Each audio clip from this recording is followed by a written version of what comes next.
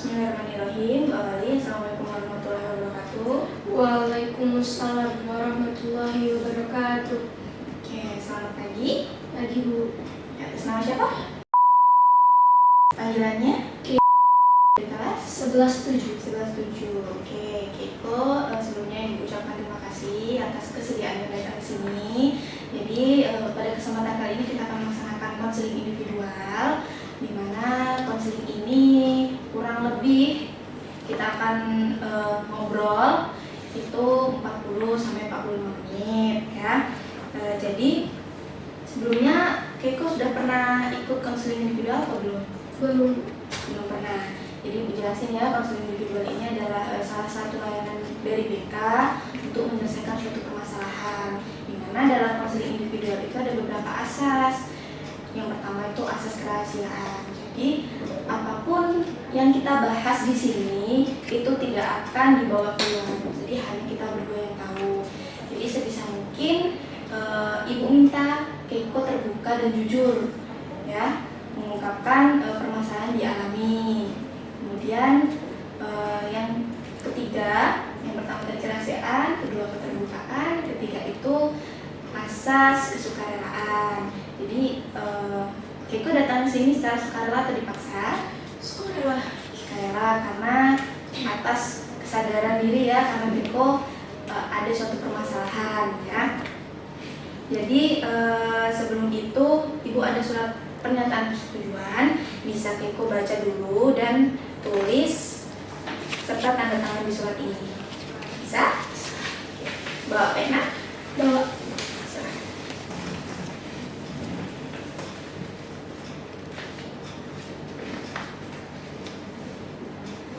Boleh diisi inisial aja namanya.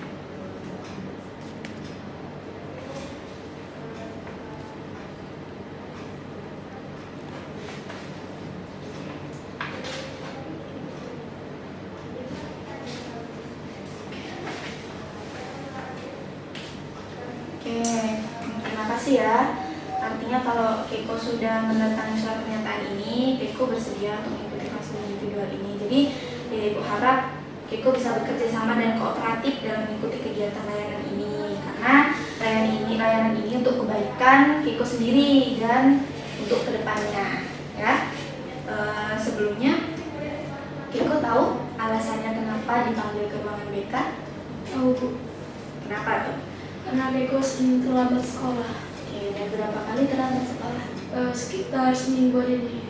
Semingguan ini udah berkali-kali datang terlambat ya kan?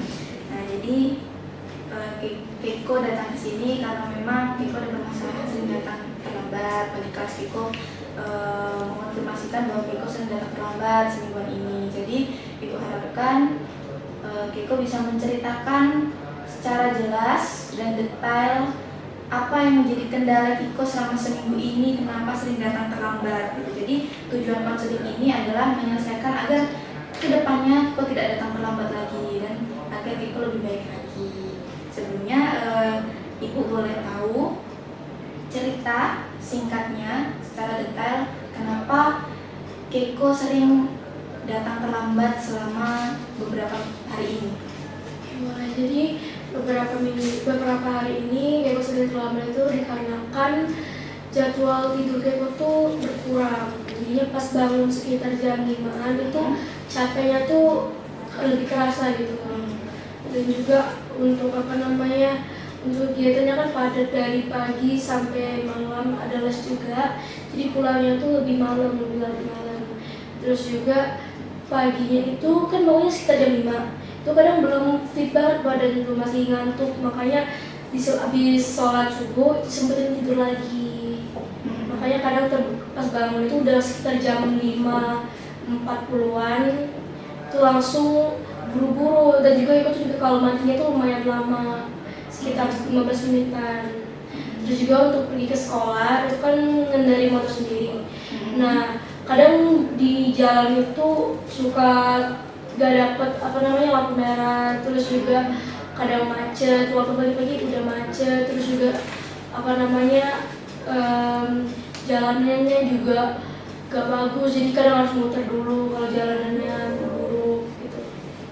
Oke, Rumahnya dia ada di Dwi Korah. Kalau dari rumah ke sini jaraknya berapa menit kira-kira sampai? Kira-kira kalau pakai motor itu 15 sampai 10 menit. 10 menit paling cepat.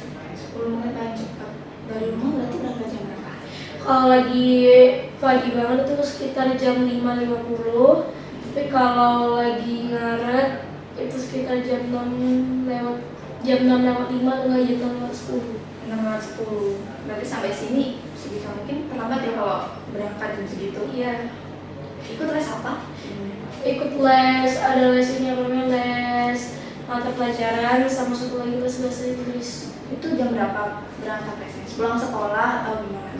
Pulang sekolah itu sekitar jam 3. Nah lanjut lagi les mata pelajaran itu sekitar jam 5 sampai jam 6.30. Habis itu nunggu sebentar lanjut lagi les bahasa Inggris sekitar jam 7 sampai jam 8. Malam? Iya. Oke, padat ya. Tapi apresiasi sih, Keiko banyak mengikuti kegiatan, terus ikut les juga buat meningkatkan kemampuan Keiko. Terus kalau di sekolah ikut kegiatan apa aja? Kalau di sekolah ikut organisasi OSIS, sama kalau untuk ekskulnya itu ikut 3, ada ekskul olimpiade ekonomi sama geografi, sama satu lagi teater. Ya, ya.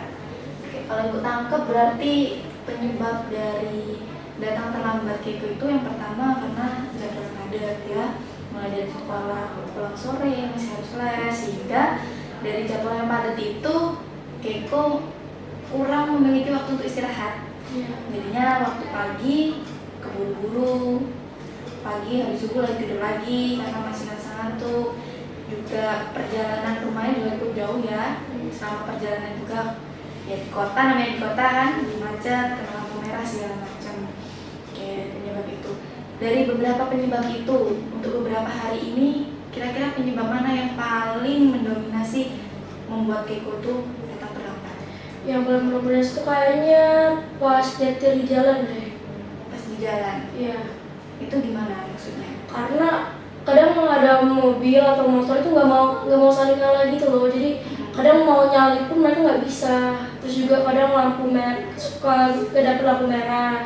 Kalau nggak dapet lampu merah kan otomatis paling belakang. Itu mobil yang lain sama motor yang lain itu lambat banget jalannya. Oke, itu di perjalanan ya. Iya. Jadi walaupun kita dari rumah tuh berangkat lebih pagi, tapi kalau di jalan itu terkendala tetap aja telat ya. Itu yang paling mendominasi ya. Jadi sebenarnya Keiko itu bisa memanajemen waktu di rumah bisa aja ya. Berarti untuk bangun lebih pagi. Cuman kalaupun lebih pagi di jalan terkadang dapat kendala. Nah, iya. Naik motor sendiri atau boncengan sama teman? Naik motor sendiri? Naik motor sendiri. Maaf, orang tua masih ada 2? Masih. Ayah ibu masih bekerja atau gimana? Dua-duanya bekerja. Memang mengizinkan Keiko untuk datang ke sekolah sendiri? Iya. Karena kesibukan orang tua bekerja, Iya. dua-duanya ibu bekerja. Ya mama sama papa kerja semua. Panggilannya mama sama papa ya? Iya. Berapa bersaudara Keiko? Tunggal. Anak tunggal. Iya. Oke. Biasanya kalau sebelum berangkat tuh ada nggak kegiatan di rumah yang dilakukan Keiko?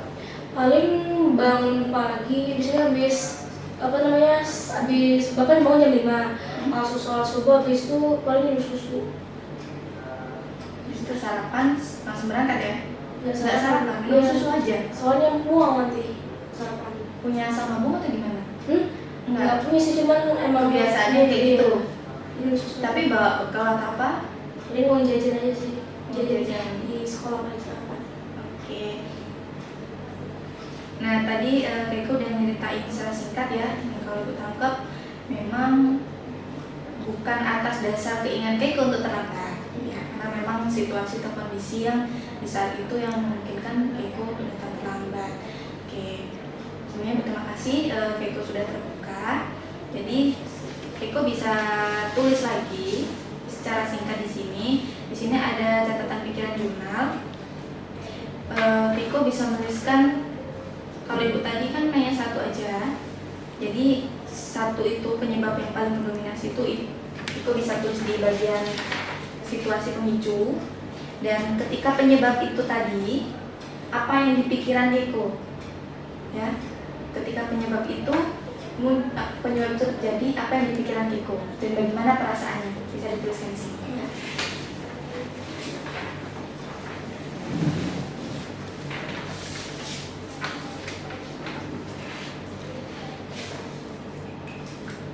Situasi pemicu ini kayak yang di apa namanya di jalan tadi ya? Iya, penyebab yang paling mendominasi tadi. Kalau nggak muat, bablas ke bawah aja nggak apa-apa.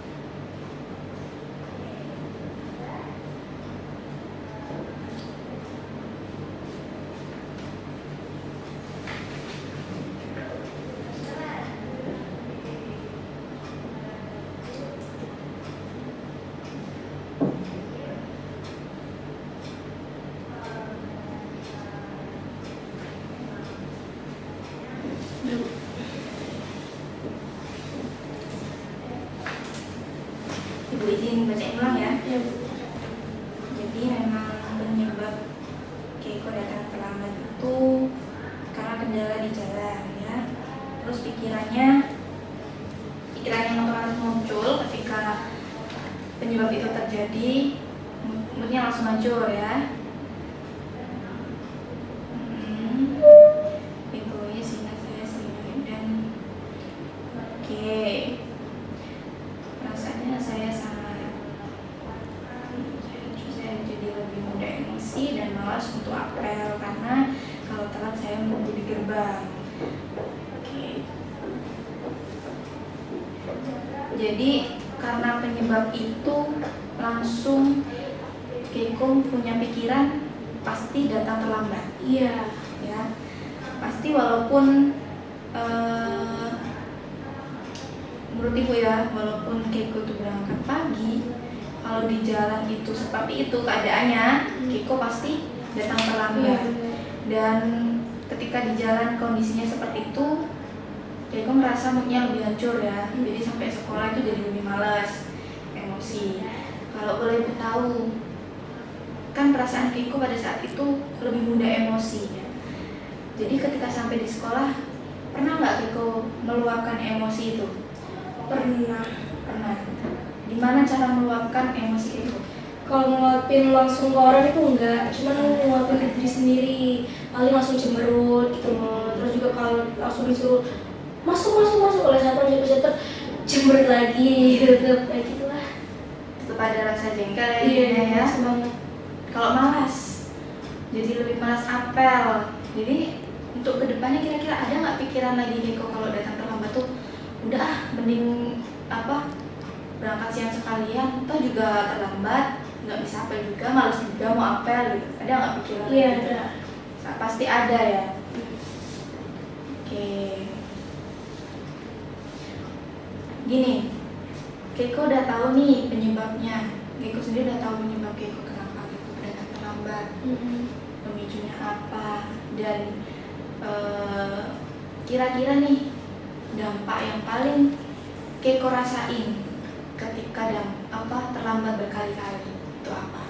Yang paling aku rasain itu kalau terlambat itu dapat hukuman keliling lapangan, itu kerasa banget capeknya, jengkelnya juga ada, terus juga selesai lari kan langsung masuk ke kelas itu udahlah capek, habis itu juga lumayan jengkel ke semua orang gitu. Jadi kayak setiap masuk tuh langsung cemberut itu karena merasa capek dan kayak sia-sia aja bangun pagi gitu. Oke.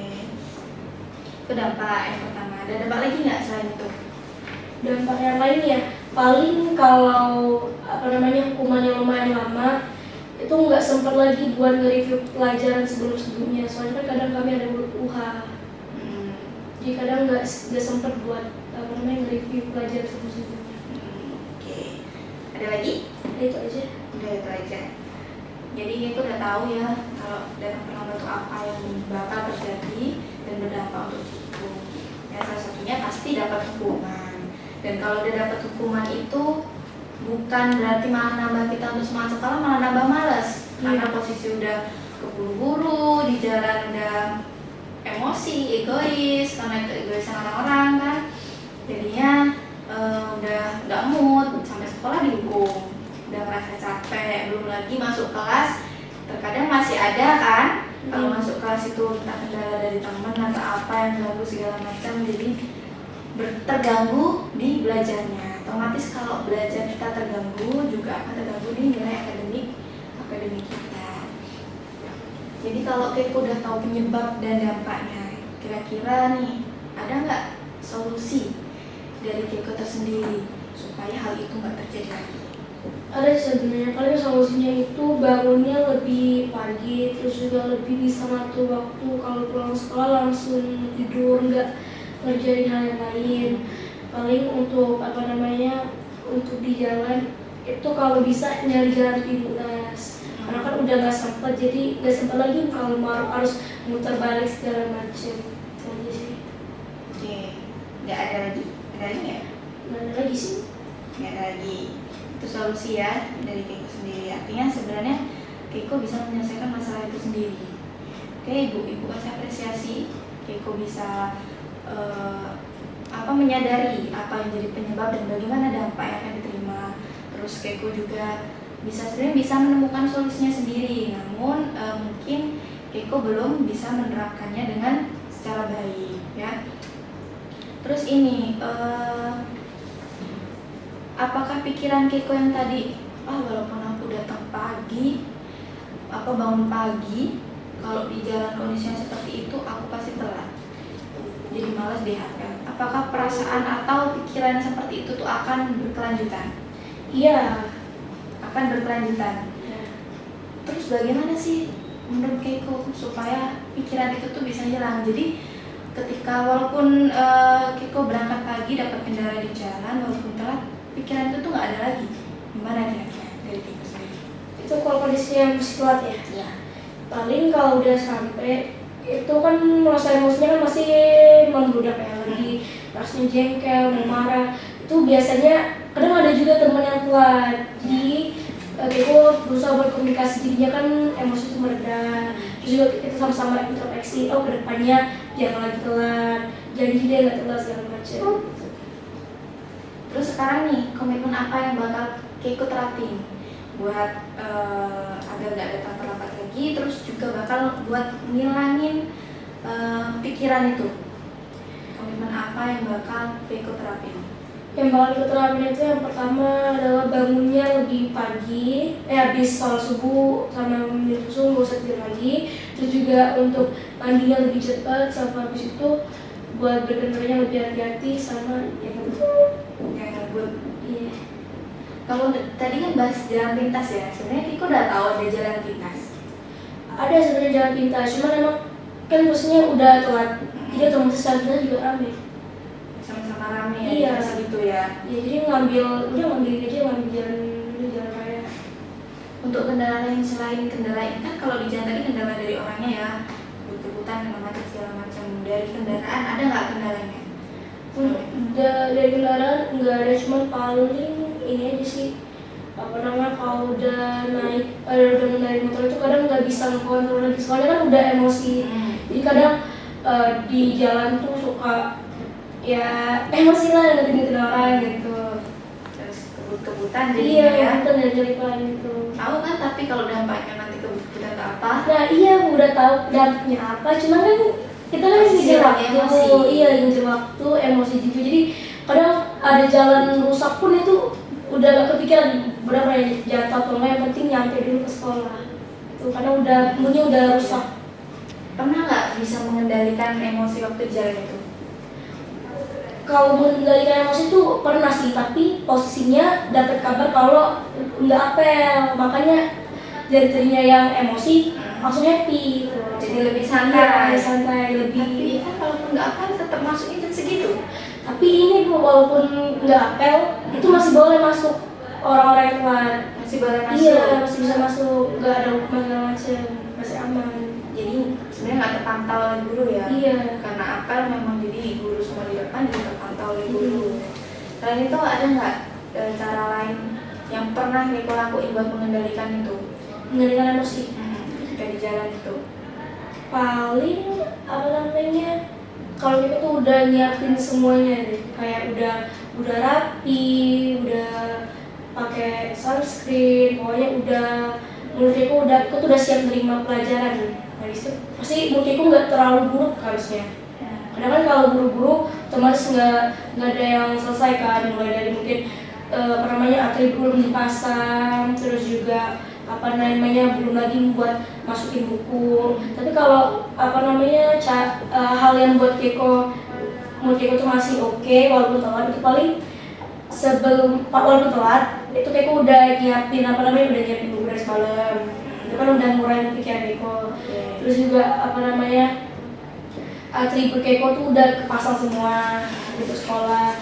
Terus juga Keiko udah pakai sunscreen biar apa namanya ya nggak luntur lah kalau di jalan, kalau larian.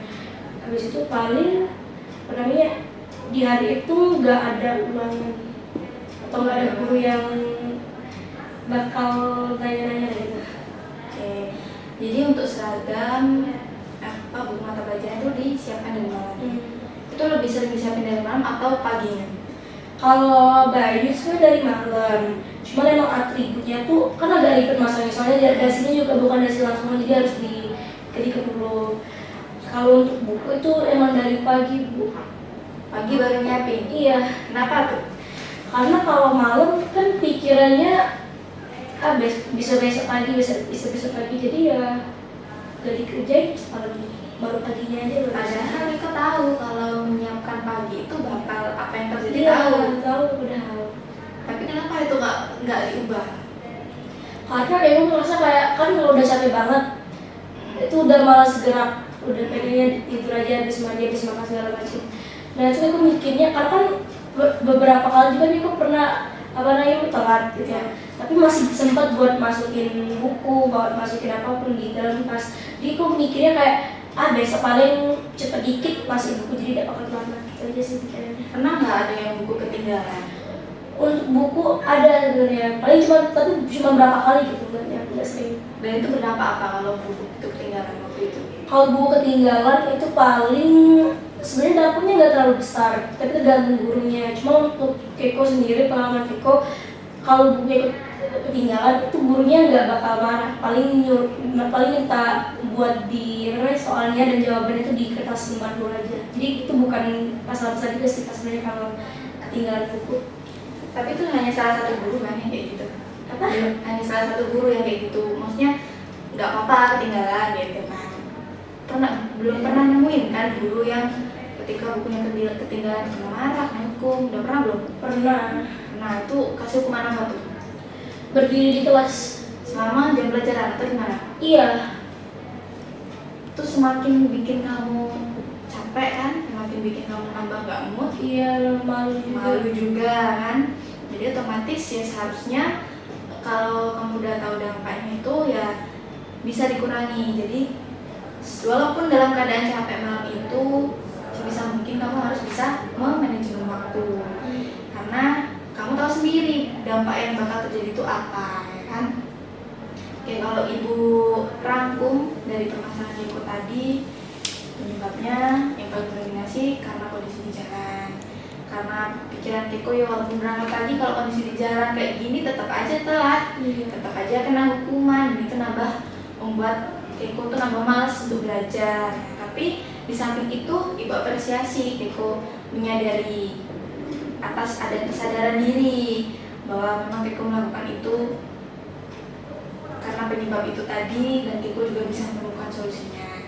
Nah, ini ibu ada video sebentar yang bisa Keiko tonton, dimana ini ada tips gimana mencegah datang terlambat. Mungkin tips ini ada beberapa yang bisa Keiko ambil dan ada beberapa yang nggak sesuai dengan situasi Keiko.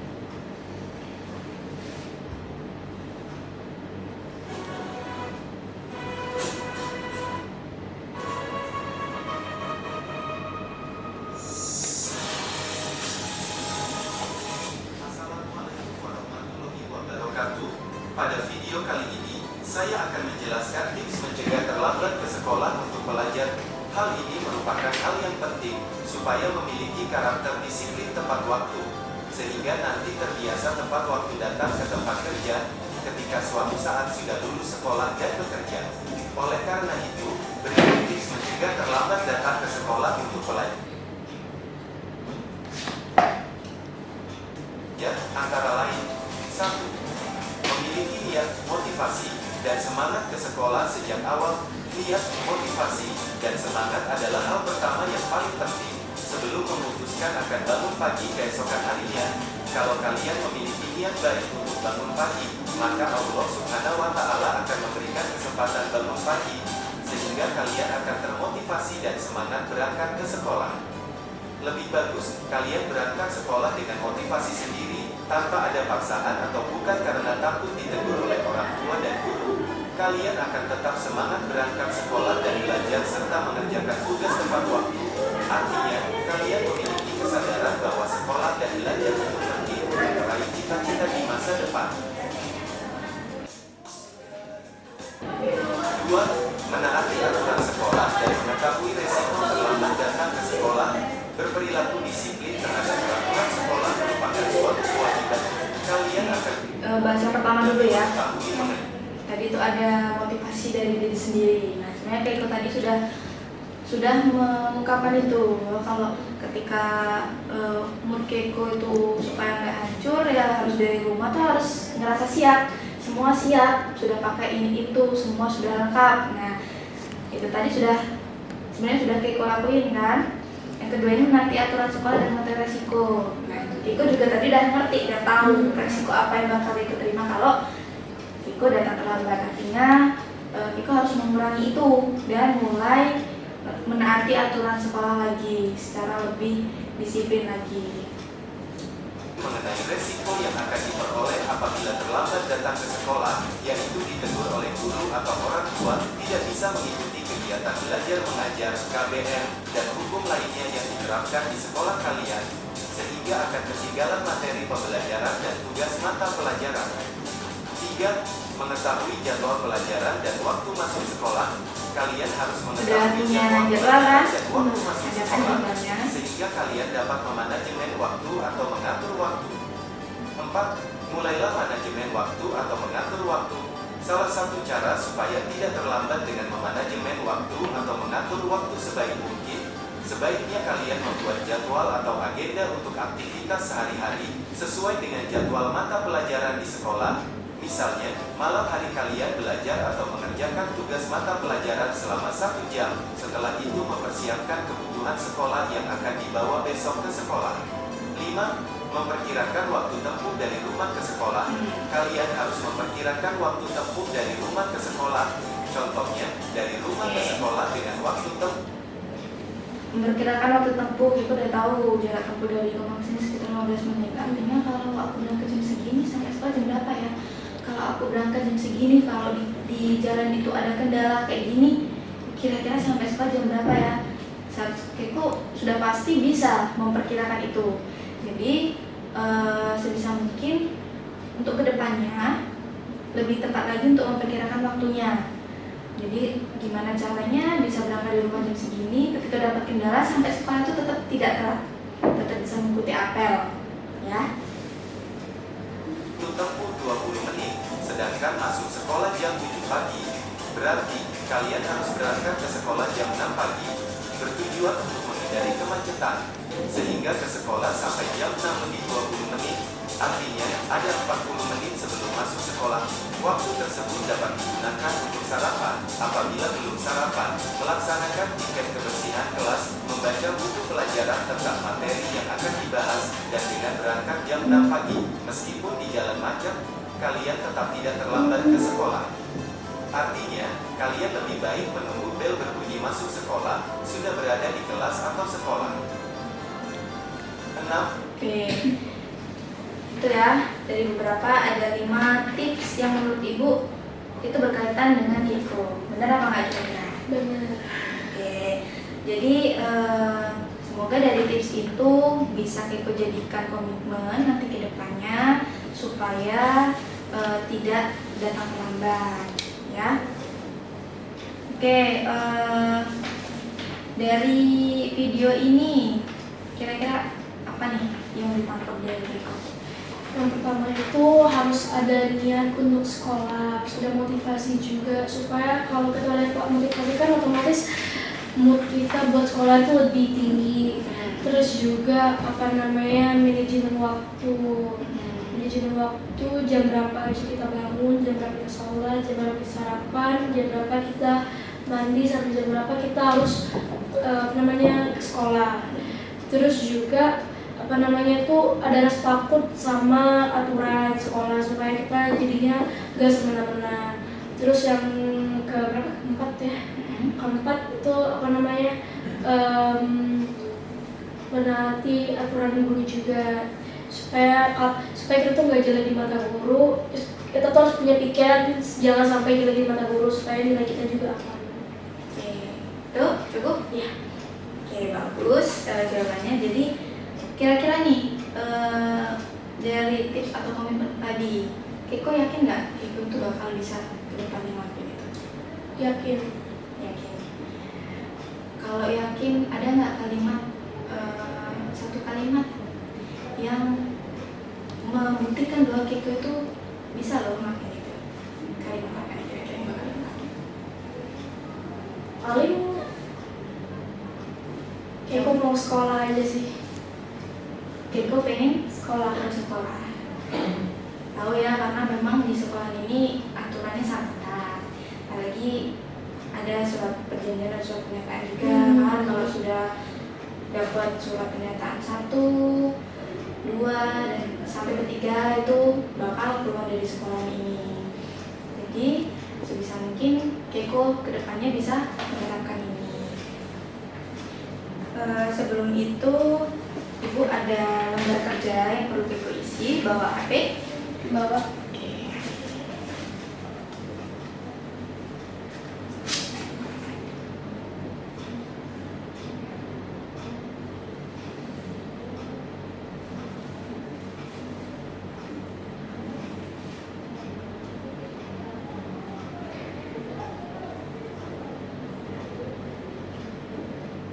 Oke, Keiko bisa scan barcode-nya.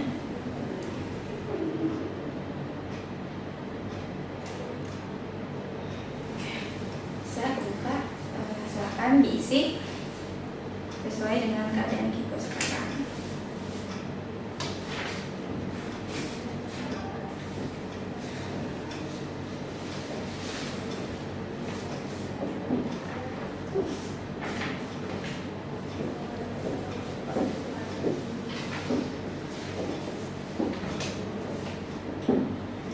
Cukup buat isi? Cukup.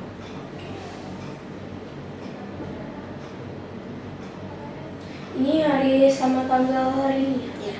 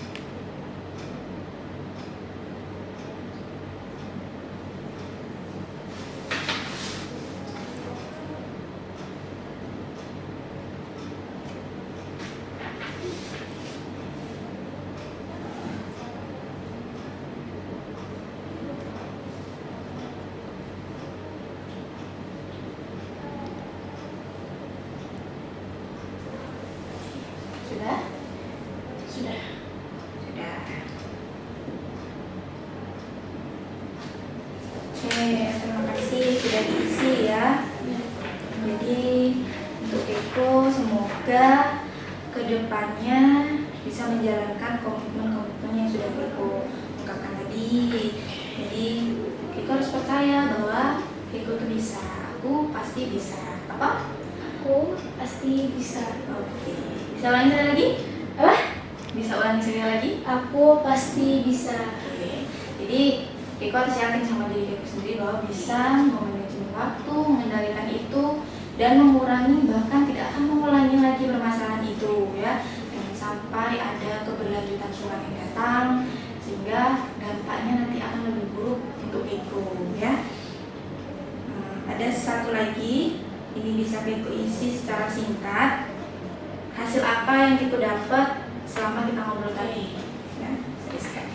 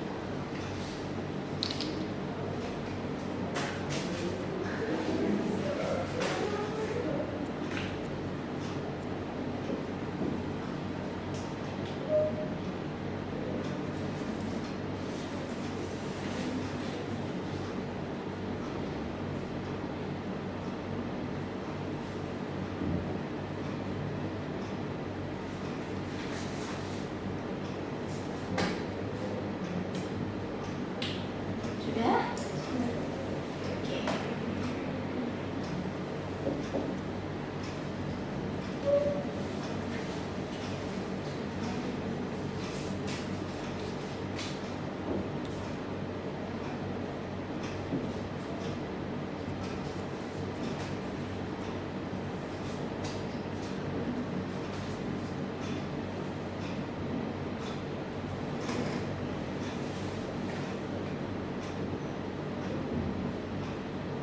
Udah.